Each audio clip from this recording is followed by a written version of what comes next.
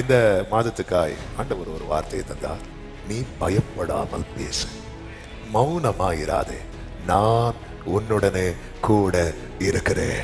சத்தமாமேன்னு சொல்லுங்க பார்க்கலாம். ஆமே. தாவீது யுத்தத்துக்காக வந்தவன் அல்ல, சாப்பாடு கொண்டு வந்தவன். கோலியாத்து நிந்திக்கிற வார்த்தை, நிந்தை ஒரு பக்கம் வரும்போது இன்னொரு பேச்சு சேனைக்குள்ளே அடிபடுகிறது. இந்த கோலியாத்தை கொல்லுகிறவனுக்கு ராஜா இப்படி செய்வார். தாவீதின் சகோதரன் சொல்றான், ஏய் நீ ஏன் நிக்கிற, நீ வந்த வேலை முடிஞ்சில்ல, கிளம்ப வேண்டியதான்னு சொல்லும் போது தாவீது சொல்றான், நான் வந்ததற்கு ஒரு முகாந்திரம் இல்லையோ. அரண்மனைக்குள்ள இன்ஸ்ட்ருமெண்ட் வாசிக்க முந்தின அதிகாரத்துல வருவார் தாவீது சவுலுக்கு முன்னாடி. அப்போ தாவீது இந்த வார்த்தையை சொன்னாரா? உண்மையில அப்ப சொல்லியிருக்கணுமா வேண்டாமா? ஏன்னா அவன் மேல இருக்கிற அபிஷேகமே அவன் எங்கதான் போய் உட்கார போறான்?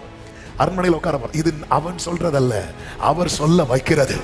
அவர் சொல்ல வைக்கிறது. இன்னைக்கு கர்த்தர் தருகிற வார்த்தை இதுதான். நமக்குள் இருக்கிற ஆவியானவர் நம்ம எப்படி பேச வைக்கணுமோ அப்படி அவர் பேச வைக்க போகிறார்.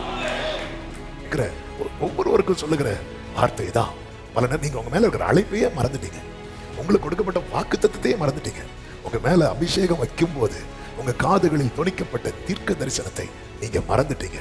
நீங்க மறக்கலாம், கர்த்தர் மறக்க மாட்டார். கர்த்தர் அதை நினைவுபடுத்துவார். பேச முடியாத சூழ்நிலையில இத்தனை காலம் நீ இருந்திருக்கலாம். கர்த்தர் இந்த காலை வேளையில தருகிற வார்த்தை, கர்த்தர் உன்னை பேச வைக்க போகிறார். ஹalleluya.